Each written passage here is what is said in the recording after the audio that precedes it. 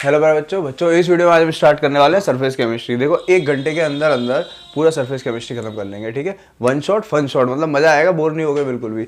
आओ जल्दी से स्टार्ट करते हैं। देखो सरफेस केमिस्ट्री अपने बोर्ड में कितने मार्क्स का आ सकता है, आने को 4 का भी, 5 का भी या 6 का भी, ठीक है। डिपेंड करता है कितने क्वेश्चन आते हैं, ठीक है। आते बहुत ईजी है सर, कितने ईजी आते होंगे, मतलब जो आप बोर्ड पे लिखाओगे ऐसा कुछ आएगा, कंफर्म है। जो बोर्ड पे आएगा वही वहाँ पर आएगा। पर बच्चे ये क्या है, थ्योरेटिकल टॉपिक है, तो थोड़ा सा आपको ना याद करना या अच्छे फ्रेम में लिखना सीख जाओगे तो अच्छा हो जाएगा, ठीक है। चलो स्टार्ट करते हैं। सरफेस केमिस्ट्री, सरफेस केमिस्ट्री में सबसे पहले ध्यान रखो, सबसे पहली चीज होती है स्टार्टिंग यहाँ से, एडजॉर्प्शन। ये डेफिनेशन हमेशा आती है, क्या लिखा है, एडजॉर्प्शन।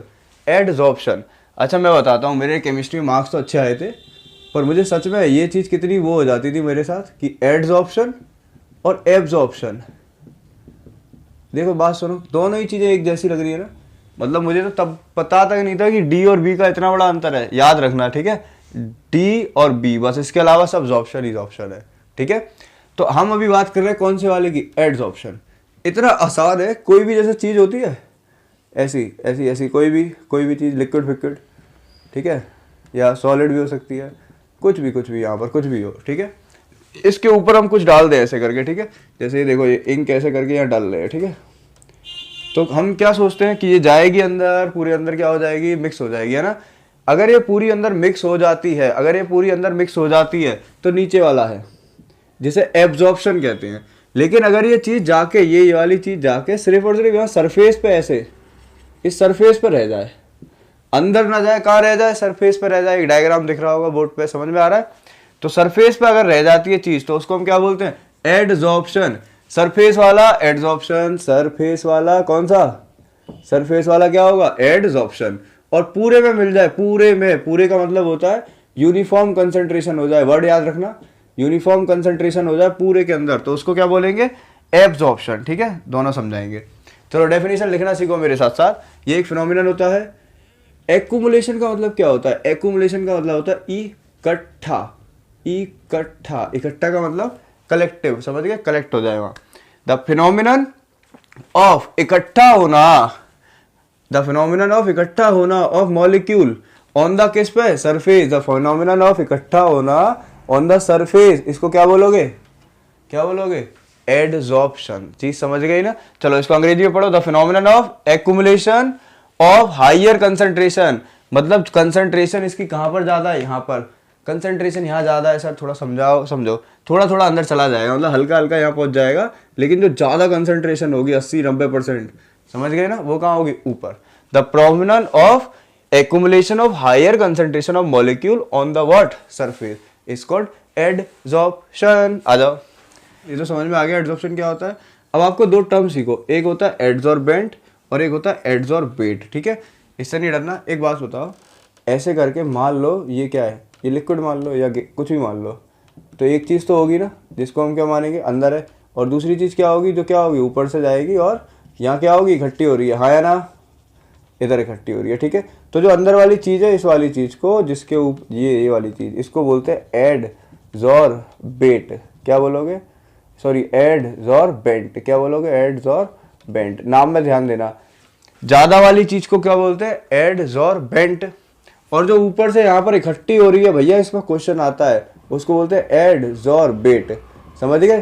तो एडजॉर्बेट एडजॉर्बेंट के ऊपर गिर रहा है, क्लियर हो गई बात या नहीं, और यहाँ इकट्ठा हो रहा है, उसी चीज को क्या बोलते हैं, एडजॉर्प्शन। तो यहाँ क्या है, अंग्रेजी समझ में आ रही है। इट इज द सब्सटेंस, दो सब्सटेंस है, एक तो ऊपर वाला और एक ये वाला। It is the substance at which the adsorption takes place. किसके ऊपर एडजॉर्प्शन हो रहा है, इसके ऊपर, उसको क्या बोलते हैं, एडजॉर्बेंट। किसके ऊपर एडजॉर्प्शन हो रहा है, सर इसके ऊपर ही तो हो रहा है, तो इसको क्या बोलते हैं, एडजॉर्बेंट। और कौन इकट्ठा हो रहा है, कौन इकट्ठा हो रहा है, एडजॉर्बेट। तो it is the substance which इकट्ठा, ऊपर लिखा था विच एक्यूमुलेट एट द सरफेस, तो ये क्या है, adsorbate. It is the substance which accumulate at the surface. समझ गए सर। आ जाओ इधर, सेकंड वाला क्या होता है बच्चे, ये फर्स्ट पूरा हो गया, एडजॉर्प्शन समझ में आ गया, मतलब समझ रहे हो, पढ़ा है, ऊपर से जा रहा है, इकट्ठा हो गया, इकट्ठे वाले को बोलेंगे बेट और नीचे वाले को बोलेंगे बेंट। एब्जॉर्प्शन, देखो यहाँ बी आ गया, नहीं आ गया, ऊपर क्या चल रहा था, डी। डी का मतलब ऊपर पड़ा रहना है और बी का मतलब पूरे में घुल जाना है। ध्यान दो, it is a phenomenon in which the concentration of adsorbate is uniform in the bulk. हम फिर से लेके आए, क्या करें समझो, ध्यान दो। हम ये चीज क्या है, एडसॉर्बेंट बेंट, और ये ऊपर जो आता है वो क्या होता है, एडसॉर्बेट। बार बार बोलोगे तभी समझ में आएगा। अच्छा, जैसे ही इसको डाल दें और ये अगर इकट्ठा नहीं हुआ, ऊपर पूरे में घुल गया, तो क्या बोलोगे इसको, एब्जॉर्प्शन। डी की जगह बी करो। तो एब्जॉर्प्शन में क्या होता है कि कंसंट्रेशन जो होती है एडसॉर्बेट की, वो यूनिफॉर्म हो जाती है इन द बल्क। सर बल्क क्या होता है, अरे ये बड़ी वाली चीज नहीं होती है, जो बड़ी वाली, इसी को बल्क बोलते हैं। तो यहाँ पर होता क्या है, यहाँ पर जैसे ए ये सब आए अंदर, तो ये पूरे में यूनिफॉर्मली मिल जाएंगे। समझ गए या नहीं, कहीं समझ गए ना, समझ गए होगी बात, है ना। उसमें क्या था, सब ऊपर इकट्ठे हो जाते थे, ये पूरे में मिल जाएंगे। तो यहाँ पर वर्ड क्या याद रखना है, concentration is uniform in the bulk. Clear है। अच्छा, ये बात याद रखना, एडसॉर्प्शन डी वाला काम कहाँ होता है, सर सरफेस पर, तो it is a surface phenomenon. B वाला काम कहाँ होता है, पूरे के अंदर, है ना, तो इसको बल्क फिनोमिनन कहते हैं। समझ गए, टक टक टक। ये ऊपर ऊपर ऊपर रह गया तो इसको बोलेंगे सरफेस फिनोमिनन। ये पूरे में मिल जाएगा तो इसको क्या बोलेंगे, बल्क फिनोमिनन। क्लियर हो गई बात, आ जाओ। ये कुछ पॉइंट हैं जिन पे छोटे छोटे क्वेश्चन आएंगे एमसीक्यू टाइप के। कैसे, एडसॉर्प्शन कैसी प्रोसेस होती है, एक्सोथर्मिक। मतलब क्या है सर इसका मतलब ये है कि यहाँ पर क्या होता है, जल्दी बताओ, एडसॉर्बेंट, और क्या डालें ऊपर से, क्या डालें, एडसॉर्बेट। ठीक है, जैसे ही इसको इसके ऊपर डालते हैं तो हीट निकलती है, गर्म हो जाती हैं चीज़ें, इसलिए ये क्या होती है, exothermic reaction. Del H enthalpy और डेल एस एंट्रोपी। हीट निकलने को एंथैल्पी और रेंडमनेस को एंट्रोपी। तो जैसे ही डालोगे रेंडमनेस होगी। अगर ये दोनों चीज़ें होती हैं तो यहाँ क्या हो जाएगी, नेगेटिव। ठीक है, सॉरी, डेल एस क्या होती है, डेल एस नेगेटिव का मतलब होता है एंट्रोपी नेगेटिव, मतलब रेंडमनेस नहीं होती है। समझ गए, नहीं समझ गए, ठीक है, नहीं होती, मतलब इकट्ठी हो जाएंगी ना चीज़ें, तो रेंडमनेस क्यों होगी, समझ गए, हीट निकलेगी। तो डेल एच का मतलब हीट निकलना, डेल एच नेगेटिव का मतलब हीट निकलना। डेल एच नेगेटिव का मतलब क्या है कि रेंडमनेस कम या ज़्यादा, कम होना। ठीक है, एंट्रोपी कम हो जाएगी। Water vapours are absorbed by silica gel. Silica gel एक चीज़ होती है, स्क्रीन पर दिख रही होगी। सिलिका जेल को अगर आप यहाँ रख दोगे और आपके एटमॉस्फेयर में नमी है, मतलब क्या है, वाटर मॉलिक्यूल्स है, ये वाटर है, तो देखो अब ध्यान देना, ये इसकी एप्लीकेशन टाइप है। अब पूरे में गर्मी वर्मी हो रही है, साइड में 4 से सिलिका जेल लगा दो, तो सारे क्या होंगे, मॉलिक्यूल किसके, वाटर के, इस पे जाके क्या आ जाएंगे, चिपक जाएंगे, और इस प्रोसेस को क्या बोलेंगे, एडसॉर्प्शन। समझ गए या नहीं समझ गए। तो वाटर वेपर्स आर एडसॉर्ब्ड, एडसॉर्ब का मतलब बताओ, सिलिका जेल के ऊपर होंगे या पूरे के अंदर, सर ऊपर, क्योंकि डी है, बाई सिलिका जेल। क्लियर, हटा दो। अब भैया नए टर्म से याद करो, ये तो बहुत ईजी है। एडसॉर्प्शन क्या होता है, सरफेस पे रहना। एब्जॉर्प्शन क्या होता है, अंदर आना। अगर आपने कोई चीज डाली, ठीक है, तो ऊपर भी आ गई और अंदर भी बहुत सारी घुल गई, तो दोनों काम हो गए ना, एडसॉर्बेट भी हो गया, वो एडसॉर्प्शन भी हो गया और एब्जॉर्प्शन भी हो गया। तो दोनों नहीं बोलेंगे कि यहाँ एडसॉर्प्शन और एब्जॉर्प्शन चल रहा है, बोलेंगे एब्जॉर्प्शन चल रहा है, दोनों चल रहे हैं। समझ गए। तो when adsorption absorption takes place एक साथ साइमल्टेनियसली, तो तब वहां पर हम क्या यूज करेंगे, वर्ड एब्जॉर्प्शन। ठीक है, लास्ट देखो, removing of adsorbing substance from the surface is called desorption. अब कहीं पर यहाँ पर वाटर मोलिक्यूल्स हो गए, ठीक है, इसको उल्टा कर दो, रिवर्स में लगा दो वीडियो, तो ये ऊपर की जगह क्या हो जाएंगे, रिमूव होना स्टार्ट हो जाएंगे ना। समझ रहे हो, इकट्ठे हो रहे हैं एडसॉर्प्शन और हटा रहे हो डिसॉर्प्शन। टाइप्स ऑफ एडसॉर्प्शन यहां से मैं बता रहा हूं, 2 मार्क्स पक्का है, तो इस पर हमें ध्यान देना है। 2 तरह के होते हैं एडसॉर्प्शन, एक फिजिसॉर्प्शन, एक chemisorption. फिजिसॉर्प्शन, chemisorption, physical chemical, physical chemical याद रहेगा। फिजिसॉर्प्शन आए तो अभी याद करना क्या होगा, फिजिकल एडसॉर्प्शन। केमिसॉर्प्शन मतलब केमिकल एडसॉर्प्शन। ठीक है, चलो ध्यान दो। फिजिसॉर्प्शन जो होता है वो वीक होता है। सर वीक का मतलब क्या होता है कि ऐसे फट से वो क्या हो जाएगा, वापस उड़ जाएंगे। समझ गए ना। केमिसॉर्प्शन जो होता है, दोनों ही एडसॉर्प्शन होते हैं। एडसॉर्प्शन बी वाला जो वर्ड है जो पूरे में घुल रहा था, उसको फट से निकालो। ये दोनों कैसे हैं, एडसॉर्प्शन, मतलब यहाँ पर भी चीज यहीं इकट्ठी होगी और इस केस में भी चीज कहाँ इकट्ठी होगी, यहाँ पर। लेकिन यहाँ पर जो चीज इकट्ठी होगी वो वीक, यहाँ लिखो वीक वंडरवाल फोर्स से जुड़ी है। किससे जुड़ी है, वीक वंडरवाल फोर्स से, ठीक है। और यहाँ पर भी ऊपर ही है, लेकिन यहाँ जो बॉन्ड होगा इनके बीच में, किस किस के बीच में, एड्सॉर्बेट के बीच में, वो कौन सा बॉन्ड होगा, स्ट्रॉन्ग केमिकल, है ना, स्ट्रॉन्ग केमिकल बॉन्ड। तो फिजिक्स ऑप्शन क्या होता है, जहां पर एड्सॉर्प्शन, जहां पर एड्सॉर्बेंट दोनों के बीच में कैसा होगा bond, weak van der Waals force, clear. और केमिस ऑप्शन क्या होगा, जहां पर एड्सॉर्बेट दोनों, सॉरी एड्सॉर्बेट, समझ गए ना, इनके बीच में कौन सी होगी बॉन्डिंग, स्ट्रॉन्ग केमिकल बॉन्ड, ठीक है। अब इस पर ना डिफरेंस आने वाले हैं कि डिफरेंस लिखो, तो मस्त मैं डिफरेंस लिखाता हूँ, इसे नोट करो जल्दी, 3 2 1। चलो बेटा आगे बढ़ो, आगे देखते हैं क्या है, आगे बढ़ो नहीं चलो बेटा आगे देखो, आगे क्या है। ये वाला क्वेश्चन बहुत आया है और इसके हमने सारे पॉइंट उठा लिए भाई, NCERT chapter wise previous year सारे पॉइंट आपको याद करा देंगे, ठीक है। अगर क्वेश्चन आता है difference between physics option, Cummins option, या फिजिकल एड्सॉर्प्शन या केमिकल एब्जॉर्प्शन, यार याद कर लेना ना, समझ जाना ना वहाँ, ठीक है। तो अभी बताया था फिजिक्स ऑप्शन का मतलब, देखो फिर से समझा दे रहा हूँ, ये जॉप्शन यही तो होता है। तो यहाँ फिजिकल बॉन्ड से अगर वीक वंडरवाल फोर्स से अगर ये जुड़े होंगे तो ये कौन सा ऑप्शन होगा, फिजिकल एड्सॉर्प्शन, ठीक है। और अगर यही काम यहाँ strong chemical bond, covalent strong chemical bond, मतलब ये वाला इससे, ये किससे जुड़े हैं, यहाँ पर कौन सा बॉन्ड है, वही शेयरिंग ऑफ इलेक्ट्रॉन वाला यार, कोवेलेंट बॉन्ड, ठीक है। तो यहाँ पर स्ट्रॉन्ग बॉन्ड्स होंगे। डिफरेंस समझ में आ रहा है। इट इज नॉट स्पेसिफिक और इट इज हाईली स्पेसिफिक, मतलब यहाँ पर डिपेंड करता है कि कौन किससे रिएक्ट होगा, यहाँ डिपेंड करता है कौन किससे रिएक्ट होगा। तो स्पेसिफिक होता है, स्पेसिफिक मतलब कि ये काम यही करेगा, समझ गए या नहीं, कि ये इसी के साथ अच्छे से रिएक्ट हो पाएगा। लेकिन यहाँ कुछ नहीं होता ऐसा, यहाँ पर क्या है, नॉट स्पेसिफिक। यहाँ क्या होता है, जरूरी नहीं होता, कोई भी आके क्या हो सकता है, इकट्ठा हो सकता है, समझे बात या नहीं हो सकता। यहाँ हर कोई केमिकल बॉन्ड नहीं बनाता, लेकिन यहाँ कोई भी आके इकट्ठा हो जाता है, ठीक है। तो ये स्पेसिफिक होगा और ये स्पेसिफिक नहीं होगा। ये पॉइंट इतना इंपॉर्टेंट नहीं है, ये पॉइंट इंपॉर्टेंट है कि ये रिवर्सिबल इन नेचर होता है और ये कैसा होता है, इरिवर्सिबल इन नेचर। सर इसका मतलब क्या है, मतलब ये आके यहीं पर तो चिपक गए, ये क्या है, एड्सॉर्प्शन ही तो है। अगर तुम यहाँ हीट कर दोगे ना तो ये दोबारा से उड़ जाएंगे। अच्छा कौन सी प्रोसेस होती है वो, डीसॉर्प्शन। क्या होती है, डीसॉर्प्शन। तो मतलब उसी की बात कर रहा है कि ये रिवर्सिबल उड़ जाएगा, लेकिन ये इरिवर्सिबल इन नेचर है। मतलब अगर ये चिपक गया तो चाहे कुछ भी कर लो, मतलब वहीं का वहीं ही रहेगा, समझ गए। It is depend on the nature of gas, ये अच्छी चीज है। It is depend on nature of gas.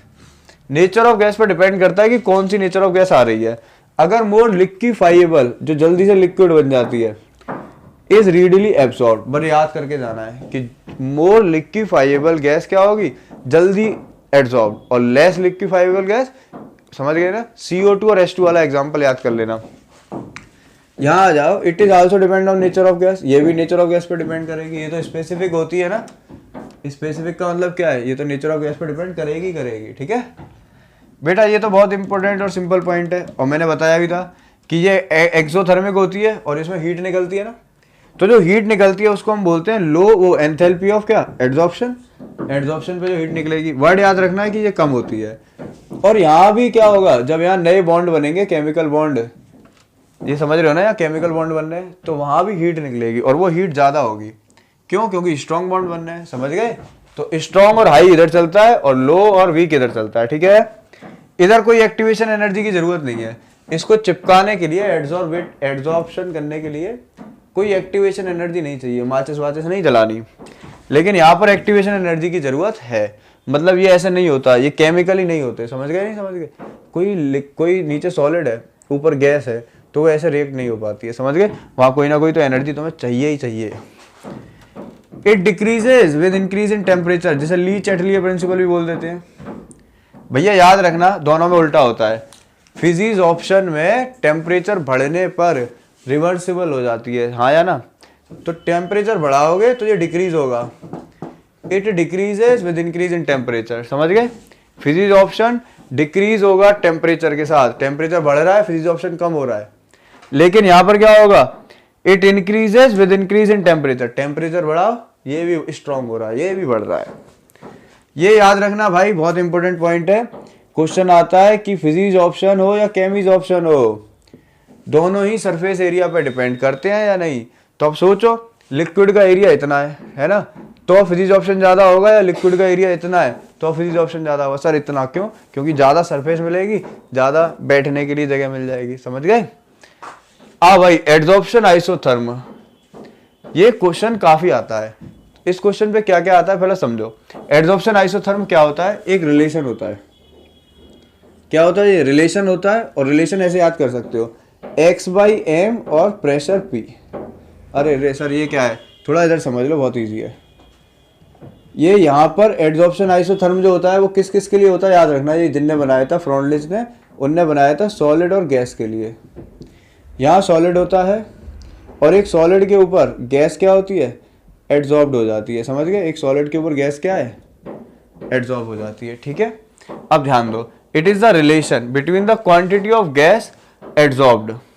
ये जो गैस होगी ऊपर, उसकी एक क्वांटिटी होगी या नहीं होगी? क्वांटिटी मतलब समझ गए ना? क्वांटिटी का मतलब 10 ग्राम, 20 ग्राम, कितने भी ग्राम, तो वो क्या है? इसका x। वो क्या हो जाएगा? क्वांटिटी ऑफ गैस एब्जॉर्ब क्या है? x। It is the relation between the quantity of gas adsorbed by, क्या लिखा हुआ है? बाई का मतलब divide by unit mass of adsorbent. तो जो m होगा वो क्या है? वो है इसका मास ऑफ क्या? एड्सॉर्बेंट। समझ में आई बात है नहीं आई? सर x क्या है? x बेटा जितना ऊपर से उसके ऊपर गिर रहा है, एड्सॉर्बेट। सर m क्या है? m बेटा जितना सारा तुम एड्सॉर्ब क्या ला रहे हो? बेट, वो नीचे वाला सब्सटेंस। समझ गए? तो x/m हो जाएगा क्वांटिटी ऑफ गैस एड्सॉर्ब्ड, हाँ या ना, per unit mass. Per unit mass पे कितना हो रहा है? फॉर एग्जाम्पल x मान लो 20 ग्राम गैस है और 100 ग्राम वो है तुम्हारे पास, तो 20/100 क्या हो गया? 1/5, हाँ या ना। तो 1/5 क्या हो जाएगा? ऐसे 1/5 जो हो जाएगा वो क्या हो जाएगा? Mass of gas absorbed by 1 gram of क्या?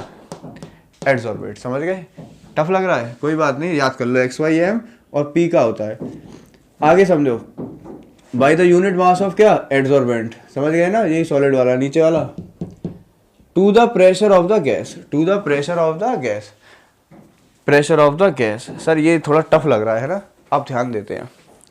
देखो पहले तो मैं आपको कुछ बढ़िया बढ़िया चीज़ें समझाता हूँ, क्योंकि यहाँ से क्वेश्चन बनेगा तो अच्छा बनेगा।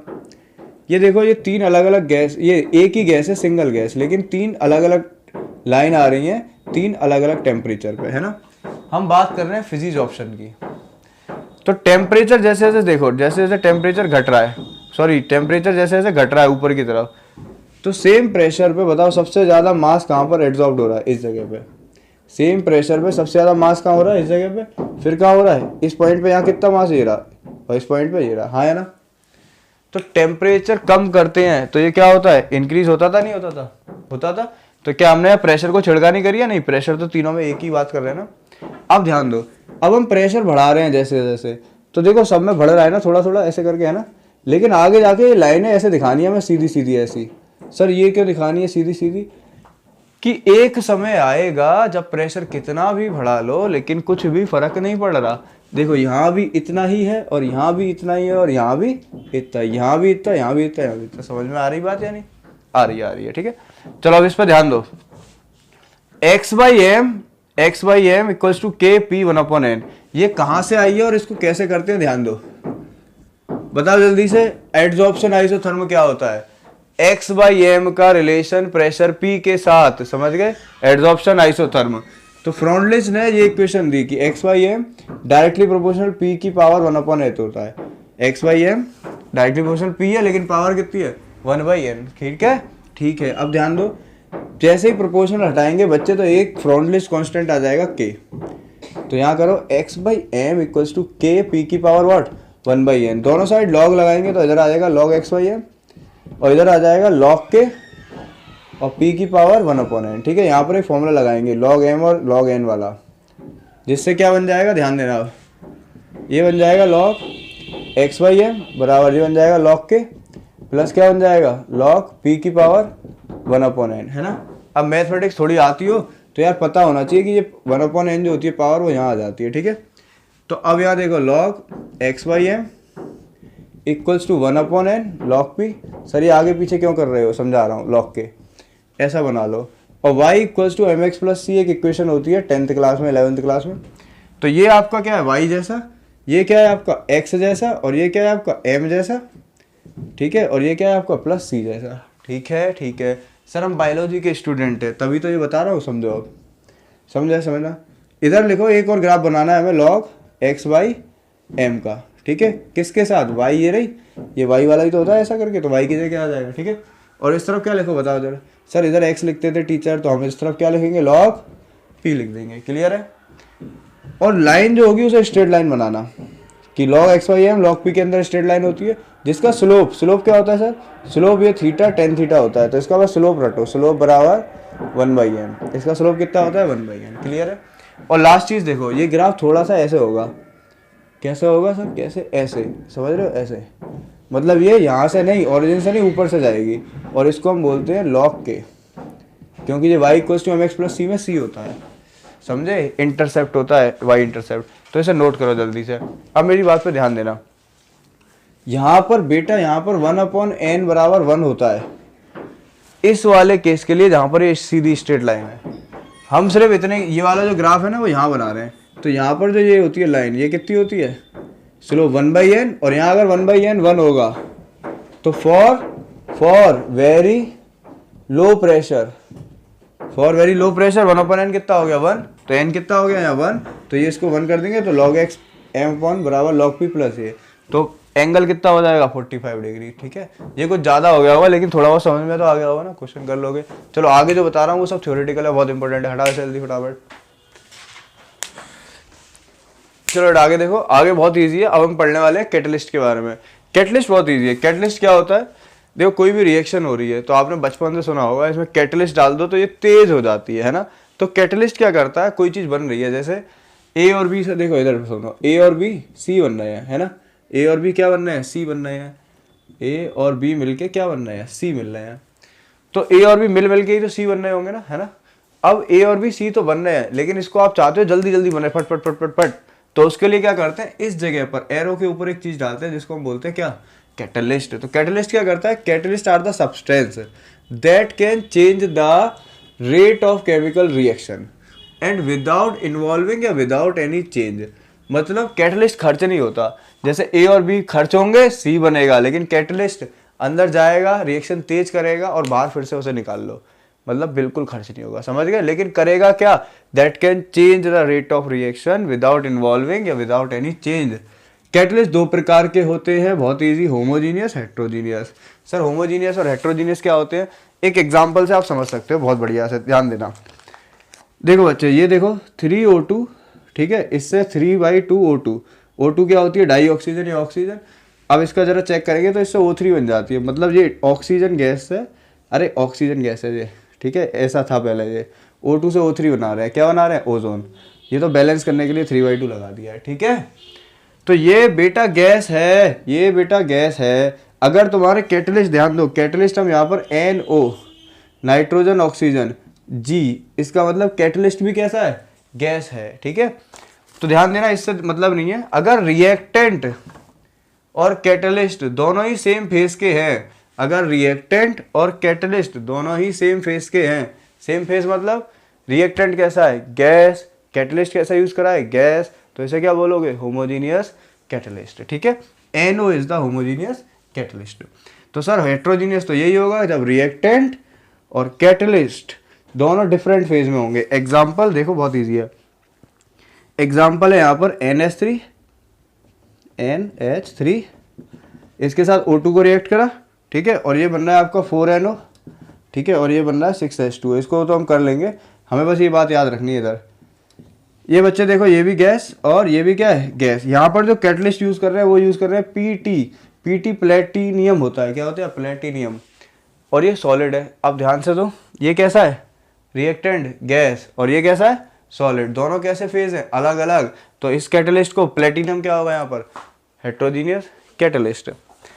Features of solid catalyst, solid का मतलब जैसे अभी हमने यूज करा था ना, कौन सा वाला, पीटी, है ना, ये सब देखे होंगे आपने, पीडी, ये सब कैटलिस्ट के यूज में तो होते हैं। निकल, ये सब कैटलिस्ट भी तो होते हैं यूज, है ना, कॉपर, ये सब क्या है, कैटलिस्ट। बेटे ये वाले जो कैटलिस्ट है इनके फीचर्स क्या होते हैं, दो फीचर्स होते हैं इनके सॉलिड वालों के। पहला होता है एक्टिविटी और दूसरा होता है सिलेक्टिविटी। इसके ऊपर क्वेश्चन आ जाते हैं, अरे बड़े मजेदार है, पढ़ो जरा। एक्टिविटी का मतलब होता है जल्दी करना, तो that can accelerate reaction. H2 और O2 हमको पता है हाइड्रोजन और ऑक्सीजन मिलके क्या बनाते हैं, वाटर। अब दो हाइड्रोजन सुस्त हाइड्रोजन वाटर बना रहे हैं। जैसे ही हमने इसके अंदर एक कोई एक्टिव कैटलिस्ट डाला नहीं जिसकी एक्टिविटी हाई है, और वो कौन सा होता है, Pt, तो जो दो हाइड्रोजन और ऑक्सीजन मिल रहे थे ना, अब वो धड़ बहुत सारे हो जाएंगे। क्यों? क्योंकि एक्सेलरेटर हो गया, स्पीड तेज हो गई किसकी, इन दोनों के क्या करने की, मिलने की। समझ आ गई या नहीं? तो रिएक्शन अब क्या होगी, तेज, और ये बहुत एक्सप्लोसिव हो जाती है। अच्छा एक हंसी की बात है, अगर सुन सकते हो तो सुनो। इमेजिन करना, हाइड्रोजन है ना, ऑक्सीजन, गैस और गैस, एक प्लेटिनम की रॉड डालोगे ना तो पानी वो भी एक्सप्लोड हो जाएगा। समझ आई बात है नहीं? गैस और प्लेटिनम की रॉड, बन क्या रहा है प्रोडक्ट में, पानी, और वो भी कैसी, एक्सप्लोसिव। क्यों हुआ एक्सप्लोसिव? क्योंकि ये कैसा है, ये इसको एक्सेलरेट कर लेगा जल्दी से। समझ गए? सिलेक्टिविटी का मतलब क्या होता है, ये बहुत प्यार से समझ सकते हो। अच्छा बताओ, CO H2 दोनों ही तो सेम रिएक्शन है या नहीं है, CO H2 यहाँ प्रोडक्ट हम ये बना देते हैं SCHO, जिसे बोलते हैं मीथेनल, ये तो पता होगा यार, मीथेनल, है ना। और बच्चे यहाँ हम प्रोडक्ट बनाते हैं CH4 और क्या बनाते हैं, H2O। अरे सर ये क्या कर रहे हो, ये तो आज पहली बार हुआ होगा ना कि CO और H2 मिलके ये भी बना रहे हैं, CO और H2 मिलके ये भी बना रहे हैं। ये डिपेंड करता है किस पे, कि तुम्हारे इसके ऊपर क्या है। ये अगर यहाँ Cu रखोगे तो ये बनेगा, और अगर निकल कैटलिस्ट डाल दोगे तो ये बनेगा। इसका मतलब you have to select the catalyst. अगर तुम कैटलिस्ट सेलेक्ट नहीं करते हो तो सही प्रोडक्ट नहीं बनाएगा, हाँ है ना। तो ability to produced the particular product, हमको मीथेनल बनाना है तो आप कॉपर यूज करो, हमको मीथेन बनानी है तो आप ये वाला यूज करो। सिलेक्ट करो कौन सा कैटलिस्ट क्या बनाता है, तो ability to produce the particular product. समझ गए? हटाए आगे समझो, ये क्वेश्चन बहुत आता है। व्हाट इज शेप मतलब समझ गए ना, सिलेक्टिव कैटेलाइसिस। अच्छा यहाँ से सुनो, कैटलिस्ट क्या होते हैं, which can change the reaction. और इस प्रोसेस को, जो ये प्रोसेस हो रही है, सर कैसी प्रोसेस, पहले धीरे धीरे हो रही थी अब तेज तेज हो रही है, जो भी ये चेंज वेंज आए इसको हम बोलते हैं कैटेलाइसिस, हाँ है ना। बस ऐसे लिखना कि कैटलिस्ट क्या करते हैं, रेट ऑफ रिएक्शन को चेंज करते हैं, और इस प्रोसेस को होने को क्या बोलते हैं, कैटेलिसिस। ठीक है, उसी कैटलिस्ट का एक प्रकार होता है क्या, shape selective catalyst. The catalytic reaction कौन सी, जिसमें कैटलिस्ट यूज हो रहा है, that depends on the pore structure. Pore का मतलब क्या होता है, वो छोटे छोटे क्या हो जाएंगे, hole. The pore structure of the catalyst, मतलब ये पोर स्ट्रक्चर ऑफ क्या है, ये कैटलिस्ट है जिसके ये क्या है, पोर्स है। ठीक है, विच क्या है, which depends on the pore structure of the catalyst and the size of the reactant and the product. अरे सर ये सब क्या है, देखो बेटे, अगर यहाँ पर जैसे एल्युमिनियम का हम रिएक्शन करा रहे हैं किसी से, है ना, नहीं कोई और चीज़ है जिसका हम रिएक्शन कराना चाहते हैं, रिएक्टेंट, तो रिएक्टेंट इस कैटलिस्ट के अंदर जाएगा, और फिर यहीं से ही क्या होगा, एक और जाएगा दूसरा रिएक्टेंट, वो भी कैटलिस्ट के अंदर जाएगा। लेकिन कैटलिस्ट का वो जो शेप होगा, उसका जो होल होगा, अगर वो बड़ा या छोटा होगा तो उस पर डिपेंड करेगा ना कि रिएक्टेंट उससे ऐड हो पाएगा या नहीं हो पाएगा। समझ गए? उसी को बोलते हैं शेप सिलेक्टिविटी कैटलिस्ट, कि साइज ऑफ रिएक्टेंट छोटा बड़ा है या फिर इसके पोर्स छोटे बड़े हैं। आप समझ गए होगे शेप सिलेक्टिव, है ना भैया। जियोलाइट इसका बहुत बड़ा एग्जाम्पल होता है, जो क्या होता है, एल्युमिनियम सिलिकेट कैटलिस्ट, जिसमें क्या होता है, 3 डायमेंशनल स्ट्रक्चर होता है, एल्युमिनियम सिलिकेट, है ना, जिसके अंदर रिएक्टेंट क्या होगा, टक सीना फंस जाएगा, दूसरा रिएक्टेंट टक सीना फंस जाएगा और जाके बना लेंगे। ठीक है, आगे आओ। एक और होता है JZSM5, जिससे गैसोलीन बनता है। गैसोलीन मतलब पेट्रोल होता है। अच्छा ये सब क्यों करने हैं याद, क्वेश्चन 1 नंबर में आ जाए कि व्हाट इज जियोलाइट, तो क्या लिखोगे नीचे answer, shape selective catalyst. What is ZSM5, shape selective catalyst. ठीक है, अब आता है हमारा बड़ा टॉपिक जिसको बोलेंगे एंजाइम्स। एंजाइम्स क्या होते हैं, एंजाइम्स आर आल्सो कैटलिस्ट। कौन से कैटलिस्ट होते हैं, ध्यान देना, कॉम्प्लेक्स नाइट्रोजीनियस कंपाउंड, जिनका मॉलिक्यूलर मास क्या होगा, हाई। कहाँ पाए जाते हैं, एनिमल्स में, और हाईली स्पेसिफिक और एफिशिएंट होते हैं। हाईली स्पेसिफिक और एफिशिएंट का मतलब क्या होता है, जो बहुत एफिशिएंट होंगे किसी भी रिएक्शन को एक्सेलरेट करने के लिए। समझ गए बात या नहीं? तो भाई 4 चीज़ें याद रखनी है एंजाइम्स के लिए। पहली चीज़ है ये कैसे होते हैं, नेचुरल कैटलिस्ट मतलब क्या होता है, जिसके अंदर एनिमल्स और प्लांट वाले, ठीक है। सेकंड क्या होगा, मॉलिक्यूलर मास भारी होगा, भारी भारी होते हैं एंजाइम्स, नाम से ही भारी लग रहा है। थर्ड नाइट्रोजीनियस कंपाउंड होंगे, और फोर्थ हाईली स्पेसिफिक कैपेसिटी। अब इसके बारे में 2-3 चीजें और पढ़नी है, इसे नोट करो, जल्दी से फ्राई करते हैं, ठीक है। चलो आगे देखो, समझना आगे क्या है। आगे बस 2 चीजें पढ़नी है। एक तो यार ये याद करके जाननी है कि एंजाइम कैटलिस्ट रिएक्शन क्या होती है, और सेकंड चीज कोलॉइड्स के बारे में। कोलॉइड्स बहुत छोटी चीज होती है, देखो। चलो पहले इसकी रिएक्शन समझते हैं, एंजाइम कैटलिस्ट रिएक्शन। तो एंजाइम कैटलिस्ट रिएक्शन में 2 चीजें करनी है। देखो पहले क्या होगा, जो एंजाइम होगा वो एक तरीके से रिएक्टेंट से मिलके क्या बनेगा, ES बना लेगा। अरे नहीं सर समझ में नहीं आ रहा, रिएक्टेंट इधर था, इधर एंजाइम था, ठीक है। तो पहले रिएक्टेंट क्या करेगा, एंजाइम के साथ इकट्ठा हो जाएगा। रिएक्टेंट की जगह हम यहाँ वर्ड यूज करते हैं क्या, सबस्ट्रेट। क्या यूज करते हैं, सबस्ट्रेट। तो एंजाइम और सबस्ट्रेट मिलके क्या बनाएंगे बेटे, टू फॉर्म कॉम्प्लेक्स कंपाउंड, तो ES बना लेंगे। फिर वो ES जो बन गया वो टूट जाएगा किसमें, E बाहर निकल जाएगा अलग से, और यहाँ क्या बन जाएगा, सिर्फ और सिर्फ P। समझ में आ गई बात या नहीं? ठीक है। तो क्या होगा, E और S मिलके ES बना लेंगे, और ये रिएक्शन फास्ट हो जाएगी। फिर ES टूट जाएगा और E निकल जाएगा, और P बन जाएगा। P क्या, प्रोडक्ट। समझ रहे हो नहीं समझ रहे हो? तो क्या E खर्च हुआ, नहीं हुआ, E S के साथ जुड़ा, और फिर प्रोडक्ट बनते टाइम E निकल गया। इसे स्लो रिएक्शन कहेंगे। ये काम जल्दी होगा, जुड़ने वाला टूटने वाला धीरे धीरे होता है, क्योंकि यहाँ एनर्जी लगती है। और इसको रेट डिटरमाइनिंग स्टेप भी बोलेंगे। सर रेट डिटरमाइनिंग स्टेप मतलब ये 10 मिनट में हो गया और ये 1 घंटे में, तो रिएक्शन कितनी देर में पूरी हुई, 10 मिनट में, 1 घंटे में, 1 घंटे में। तो समझ रहे हो ना कि इससे पता चलेगा कितनी देर में काम पूरा हो रहा है, ठीक है। Slow reaction is the always rate determining step. ये 2 प्रोसेस याद कर लो। कैटालिटिक प्रोसेस, इन्हें बोलते हैं 2 कैटालिटिक। कौन सी कैटालिटिक, कॉमर्शियल। कॉमर्शियल मतलब इंडस्ट्रियल। इंडस्ट्रियल मतलब जो एक्चुअल में यूज हो रही है आजकल, ठीक है। 2 होती है। पहली होती है हेबर्स प्रोसेस, अमोनिया बनाना है। ओस्टवाल्ड प्रोसेस, नाइट्रिक एसिड बनाना है। समझ गए यानी? अमोनिया बनाने के लिए कितना इजी है, नाइट्रोजन और हाइड्रोजन को जोड़ दोगे तो अमोनिया बन जाएगा। N2H2 जोड़ दो, 2NH3 बन जाएगा बेटा। Fe आयरन, MO मोवेलियम, ठीक है। ये होते हैं प्रमोटर्स। यहाँ पर क्या होते हैं, प्रमोटर्स। अरे याद करने पड़ेंगे। और अब के दौर में, ये पहले पुराने जमाने की बात है, नए दौर में आयरन ऑक्साइड, पोटेशियम ऑक्साइड को यूज करते हैं, ठीक है। बस इतना याद करो, ज्यादा नहीं। ओस्टवाल्ड प्रोसेस में बनता क्या, याद करना, नाइट्रिक एसिड। इसकी रिएक्शन हम आगे पढ़ेंगे। और इसमें कैटलिस्ट क्या होता है, प्लेटिनाइज्ड एबेस्टोज। ये थोड़ा अजीब सा है ना, पर याद कर लेना, ठीक है। तो दोनों प्रोसेस याद हो गई।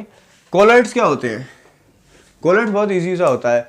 सिंपल वाटर होता है, वाटर के अंदर कुछ भी ऐसा गंदा सा मिला दो, ठीक है। तो वो गंदे गंदे पार्टिकल जो दिख रहे हैं ना, ये सब क्या है, कोलॉइड्स होते हैं।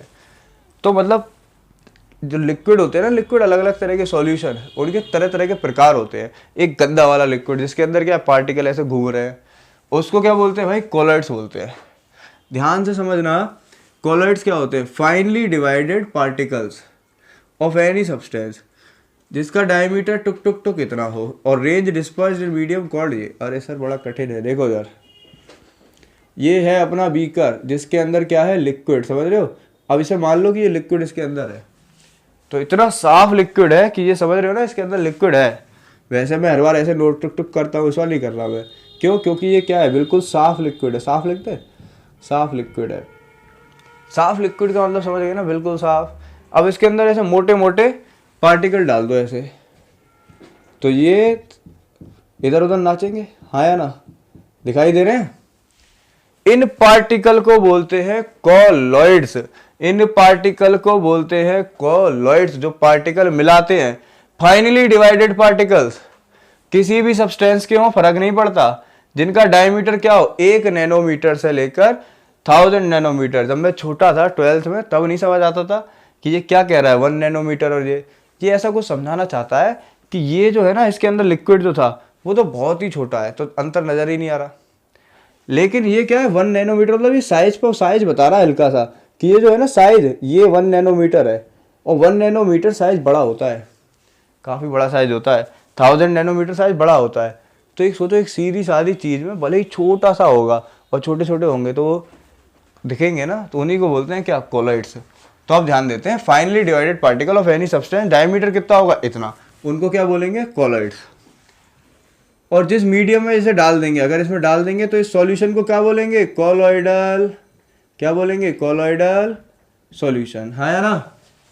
अब एक और देखो, अब मेरी बात समझना अच्छे से, इस पर क्वेश्चन आ जाए तो यार सही से करके आना। एक ट्रू सॉल्यूशन होता है, एक कॉलॉइडल सॉल्यूशन होता है, और एक सस्पेंशन होता है। अगर मैं थोड़ा ऐसे सिंपल सा बताऊं, सबसे अच्छा, सबसे प्योर ट्रू सॉल्यूशन होगा, उसके बाद हल्का गंदा कॉलॉइडल, और सबसे बेकार, सबसे ज्यादा गंदा कौन सा होगा, सस्पेंशन। सर क्यों, ध्यान से सुनो, पार्टिकल का साइज जितना छोटा होगा, ये रहा फिर से लिक्विड, पार्टिकल का साइज जितना छोटा होगा उतना सॉल्यूशन ट्रू होगा। तो यहाँ पर बस इस बात को ध्यान रखो, जो साइज ऑफ पार्टिकल है या साइज ऑफ कॉलॉइड्स है वो लेस देन क्या है, 1 नैनोमीटर। तो साइज ऑफ पार्टिकल यहाँ क्या है, साइज लेस देन 1 क्या, नैनोमीटर, ठीक है ना। कॉलॉइडल मैंने कहा था इससे हल्के से बड़े, हल्के से बड़े का मतलब यहाँ साइज जो होगा 1 नैनोमीटर से बड़ा होगा, साइज 1 नैनोमीटर से बड़ा है, लेकिन 1000 नैनोमीटर तक होगा, ठीक है। तो बड़े होंगे लेकिन हल्के बड़े होंगे, हल्के बड़े, ठीक है, ठीक है। थर्ड आता है सस्पेंशन। देखो यार, 1 नैनोमीटर से छोटे ट्रू में डाल दो, 1 नैनोमीटर से लेकर 1000 नैनोमीटर वाले काय में आएंगे, कॉलॉइडल में। 1000 के बड़े तो और बड़े आ जाएंगे ना। अरे ये समझ में आ रहा है तुम्हारे, आ रहा है नहीं आ रहा है, कि 1000 से बड़े, 1000 नैनोमीटर से बड़े और बड़े हो जाएंगे। तो यहाँ size of disperse particle, disperse का मतलब क्या होता है भाई, घुलना मिलना। साइज ऑफ डिस्पर्स पार्टिकल क्या होना चाहिए, ग्रेटर देन 1000 नैनोमीटर, समझ गए, ठीक है। उसके बाद ये क्या होता है, सॉइल पार्टिकल। सॉइल देखिए, नहीं देखिए, इतने मोटे मोटे पार्टिकल है ना। चलो एक मैं यहाँ पर ट्राई कर रहा हूँ बनाने का, समझ में आ जाए तो बताना। देखो एक लाइन बना लेते हैं छोटी सी, साइज ऑफ पार्टिकल की, साइज ऑफ पार्टिकल की, साइज ऑफ पार्टिकल में इसको बोल देते हैं क्या, 1 नैनोमीटर, इसको बोल देते हैं क्या, 1000 नैनोमीटर, ठीक है। तो इस तरफ क्या होगा, साइज ऑफ पार्टिकल 1000 से बड़े, और इस तरफ क्या होगा, साइज ऑफ पार्टिकल 1 नैनोमीटर से छोटे। तो इधर जो भी होगा वो क्या होगा, ट्रू सॉल्यूशन, इधर कॉलॉइडल सॉल्यूशन, और इधर सस्पेंशन। सस्पेंशन का मतलब वही प्रेसिपिटेशन की तरह जाके जम जाता है, ठीक है। नोट करो, बस 10 मिनट का और रह गया, हटाते हैं, या 5 का करते हैं, हटा, हो गया नोट।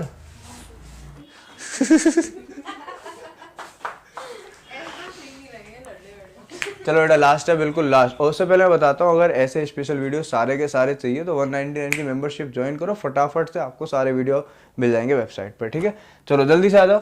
अब आता है types of colloidal solution. Types of colloidal solution क्या होता है, टाइप्स ऑफ कॉलॉइडल का मतलब हमने 3 पढ़ लिए। एक कौन सा था, ट्रू सॉल्यूशन, फिर नीचे सस्पेंशन। सस्पेंशन तो गंदा बेकार, ट्रू सॉल्यूशन बढ़िया बढ़िया बहुत बढ़िया। तो कॉलॉइडल वाले के 2 टाइप होते हैं, एक होता है लायोफिलिक, लायोफिलिक कॉलॉइडल, समझ गए ना भैया, वो 1 nm से कौन से 1000 nm वालों की बात कर रहे हैं हम। अब इसमें समझना बच्चे, बहुत प्यार से समझना, इसके अंदर ये एक लिक्विड था, इसको हम बोलते हैं डिस्पर्जन मीडियम। मीडियम है ना, ये मीडियम है ना। और जो ऊपर वाली चीज होती है ये जैसे इसको हम सॉल्यूट बोलते थे, इसको सॉल्वेंट, तो इसको हम डिस्पर्जन मीडियम, और ऊपर वाले को जो डालते हैं कॉलॉइडल उनको हम बोलते हैं डिस्पर्स्ड फेस। सर ये तो बड़ा गंदा नाम है पर याद करना पड़ेगा। डिस्पर्स्ड फेस मतलब कॉलॉइडल, और डिस्पर्जन मीडियम जिसके अंदर मिला रहे हो, क्लियर है। आगे बात समझना, लायोफिलिक कॉलॉइड्स, और दूसरा कौन सा होता है, लायोफोबिक। फिलिक का मतलब प्यार है, और फोबिक का मतलब हेट है। तो प्यार का मतलब ये दोनों आपस में बहुत प्यार से रहते हैं, बहुत बहुत स्ट्रॉन्ग इंटरेक्शन है, क्योंकि इनके बीच में क्या है, लव है। और यहां पर समझना वेरी लेस इंटरेक्शन हो जाएगा यहाँ पर, ये क्या है, डिस्पर्जन मीडियम, समझ गए। ये क्या है ऊपर वाले, डिस्पर्स्ड फेस, यहाँ पर क्या है, हेट है। तो यहाँ पर ये आपस में एक दूसरे से कैसे होंगे, वेरी लेस इंटरेक्शन, समझ गए। फोबिया कहते हैं, फोबिया किसको कहते हैं, हेट को। मुझे नफरत है, फोबिया है मुझे। अब ध्यान से समझ लो बच्चे, इसका एग्जाम्पल क्या होता है, वेजिटेबल ऑयल सुना है, 10th क्लास में सुना होगा। हाइड्रोजिनेशन क्या होती है, वेजिटेबल ऑयल को हाइड्रोजन से मिलाएंगे तो वेजिटेबल घी बन जाएगा, और यहाँ पर निकल डलता है, समझ गए या नहीं। तो ये कैसी है, ये है लायोफिलिक कॉलॉइड्स का, ये जो वेजिटेबल घी बन रहा है, ये जो घी बना है ये है लायोफिलिक, समझ गए ना, कॉलॉइड्स। यहाँ समझ लो, ये दोनों को ऐड करेंगे ये बनेगा, तो ये जो क्या होगा, लायोफिलिक कॉलॉइड्स। H2O में जो NO क्या हो जाएगा, लायोफिलिक कॉलॉइड्स। ये प्रिपरेशन कर रहे हैं हम, प्रिपरेशन किसकी, लायोफिलिक कॉलॉइड्स की, समझ गए। और ये प्रिपरेशन कर रहे हैं हम किसकी, लायोफोबिक कॉलॉइड्स की, कॉलॉइड्स की। लायोफोबिक क्या होते हैं, जिनके बीच में इंटरेक्शन कम हो। अच्छा एक बात समझना, क्वेश्चन अगर आ जाए 1-2 MCQ में, ये प्रिपेयर नहीं हो सकते डायरेक्टली मिक्सिंग से, ऐसे मिक्स नहीं होते, समझ रहे। ऐसे नहीं है कि मिक्स कर दो पार्टिकल्स को और ये वाला ये बन जाए, नहीं। लेकिन ये क्या होता है, डायरेक्ट मिक्सिंग से हो जाते हैं। ये इरिवर्सिबल होते हैं, याद रखिएगा, और लेस स्टेबल। और ये मोर स्टेबल और reversible, reversible, more stable, less stable, irreversible, ठीक है। उसके बाद कॉलॉइड्स पार्टिकल्स की बात करो तो ये वाले पार्टिकल्स की बात कर रहे हैं, वही कॉलॉइड्स पार्टिकल बोलो या डिस्पर्स फेज बोलो, कुछ ही बोलो। इसके 3 प्रकार होते हैं। पहला होता है मल्टी मॉलिक्यूलर, बड़े वाले, जिसका साइज क्या होता है, बड़ा होता है बहुत। फिर होता है मैक्रोमोलिकुलर, सॉरी मल्टी मॉलिक्यूलर तो बहुत सारे होते हैं, मैक्रोमोलिकुलर जो बड़े होते हैं, मल्टी वाले बहुत सारे, मैक्रो वाले बड़े बड़े। और एसोसिएटेड क्या होते हैं, एसोसिएटेड आते हैं मिसल्स वाले। मिसल्स वाले कौन से होते हैं, मिसल्स वाले जो वो सुना नहीं था, सोप और डिटर्जेंट में यूज होते हैं, जो वो चीज बनती है मिसल्स, जो वो चीज बनती है मिसल्स, उसको बोलते हैं एसोसिएटेड कॉलॉइड। वो आपस में चिपक जाते हैं डर्ट को पकड़ने के लिए, याद है या नहीं याद है, उसको हम कॉलॉइड्स ही बोलेंगे। कौन सा कॉलॉइड्स, एसोसिएटेड। तो एसोसिएटेड कॉलॉइड्स क्या होते हैं, जो आपस में इकट्ठे हो जाते हैं। एसोसिएट का मतलब आओ हम सब लोग इकट्ठे हो गए, ठीक है। तो कुछ इस तरीके से देखो, बताओ ये कौन से हैं, कौन से कॉलॉइड्स है, ये कौन से हैं, ये एसोसिएटेड। बड़े बड़े होंगे तो कौन से होंगे, मैक्रोमोलिकुलर। और एक साथ ढेर सारे होंगे तो कौन से होंगे, मल्टी मॉलिक्यूलर। समझ में आई बात या नहीं, ठीक है। अब लास्ट इनकी डेफिनेशन सुन लो। पेप्टाइजेशन क्या होता है, बड़ा इजी है। देखो ट्रू सॉल्यूशन होता है साफ साफ, उसके अंदर गंदगी मिलाओगे और घुमा दोगे, उसको बोलते हैं पेप्टाइजेशन। मतलब process of conversion of fresh precipitate या ट्रू सॉल्यूशन से कोलॉइडल सॉल्यूशन में by shaking it with dispersion medium. देखो कितना प्यारा है, I am going to do peptization. कैसे, ये क्या एक बढ़िया सॉल्यूशन, फ्रेश प्रेसिपिटेट, फ्रेश है ना ये, इसके अंदर हमने क्या मिक्स कर दिया, टिक टिक टिक, और शेक कर दिया डिस्पर्जन मीडियम में, तो ये क्या हो गई, पेप्टाइजेशन, ठीक है। डायलिसिस क्या होती है, डायलिसिस होती है ये मिलाना होता है, और डायलिसिस को होता है क्या होता है कि इसको हटाना होता है, समझ गए। पेप्टाइजेशन का मतलब क्या होता है, कॉलॉइड्स लो टुक मिलाओ। डायलिसिस का मतलब क्या होता है, तेज हीट वीट कर दो और वो क्या हो जाए, रिमूव हो जाए। तो removing colloid particles from colloidal solution is called dialysis. ये किससे होता है, सेमी परमेबल मेम्ब्रेन से। सर ये क्या होता है, टक टक टक, देखो इधर, यहाँ पर ये दूसरा बीकर है, ठीक है। ऊपर से हम पूरा कॉलॉइडल सॉल्यूशन डाल रहे हैं, ऊपर से क्या डालना है, colloidal solution. Semi permeable membrane होती है खाल, ऐसी खाल जिसमें छोटे छोटे क्या होंगे, होल्स। तो उस होल से क्या हो जाएंगे, पानी की बूंदें निकल जाएंगी, या छोटे छोटे वाले पार्टिकल नीचे निकल जाएंगे, और बड़े पार्टिकल क्या हो जाएंगे, छन्नी की तरह, बड़े पार्टिकल ऊपर वो नीचे। इस प्रोसेस को क्या बोलोगे, डायलिसिस। हम डायलिसिस कराने क्यों जाते हैं, खून के अंदर जो भी होता है ना बेकार बेकार चीजें, समझ गए। ब्राउनियन मूवमेंट क्या होता है, ब्राउनियन मूवमेंट का मतलब होता है ऐसे कॉलॉइडल पार्टिकल एक बंदूक में भर लो, ठीक है, और एक लिक्विड के अंदर, ट्रू सॉल्यूशन के अंदर, ट्रू सॉल्यूशन के अंदर एकदम से बंदूक चला दो, धूम मसीना, ठीक है। तो एक पार्टिकल क्या होगा, जाएगा ऐसे ही, तो ए टन, टक्कर फक्कर लगी, टन टन टन टन टन टन, तो इस टक्कर को क्या बोलते हैं, ब्राउनियन मूवमेंट। तो zigzag movement of colloidal particle, ये जिगजैग मूवमेंट होगा, इधर इधर इधर इधर इधर इधर इधर, जिगजैग मूवमेंट समझ गए, जग जग जग जग जग पार्टिकल का, उसे क्या बोलेंगे, ब्राउनियन मूवमेंट। लास्ट आता है टिंडल इफेक्ट। क्या होता है टिंडल इफेक्ट, बहुत इजी होता है। ये देखो, ये समझना है ऐसे, अगर एक लाइट लेते हैं, ठीक है, वो एक सॉल्यूशन लेते हैं जो कौन सा सॉल्यूशन है, ट्रू सॉल्यूशन है, और अगर आप लाइट लेते हो तो ये लाइट सीधी निकल जाएगी। क्यों निकल जाएगी लाइट सीधी, क्योंकि ट्रू का मतलब क्या है, बिल्कुल साफ, है ना। लेकिन बेटा अगर ये कॉलॉइडल सॉल्यूशन होता, ध्यान से सुनना, अगर ये कॉलॉइडल सॉल्यूशन होता तो इसके अंदर ऐसे पार्टिकल होते, है ना। तो एक लाइट, यहाँ से लाइट जा रही है, तो लाइट की जो टक्कर हो रही है इस जगह पर, तो लाइट की टक्कर होकर लाइट क्या हो रही है, रुक रही है ना, टक्कर को ही टिंडल इफेक्ट कहते हैं। टी का मतलब समझ गए ना। तो ये जाके टक्कर लगना, लाइट का रुक जाना due to the colloidal particle is called Tyndall effect, ठीक है। 2 से 3 चीजें और होंगी आपके सामने दिख रही होंगी। देखो यहाँ पर कोगुलेशन आपको पढ़ना है, और इसके बारे में, इमल्शन के बारे में थोड़ा सा पढ़ लो। और लास्ट है ये जो चार्ज है ना, charge on colloidal solution, AgI वाले, इनको थोड़ा सा याद कर लो, ठीक है। बहुत कम इंपॉर्टेंट चीज़ है, और बाकी सब तो आ ही गया होगा समझ में। जल्दी से पूरा कोर्स लेना हो तो 199 की मेंबरशिप है, ज्वाइन करना और जल्दी से आ जाना वहाँ पर वेबसाइट पर, ठीक है। सब कुछ होगा। चलो मिलते हैं नेक्स्ट वीडियो, तब तक के लिए बाय बाय, मस्त रहो, खुश रहो, शेयर करना दोस्तों के साथ।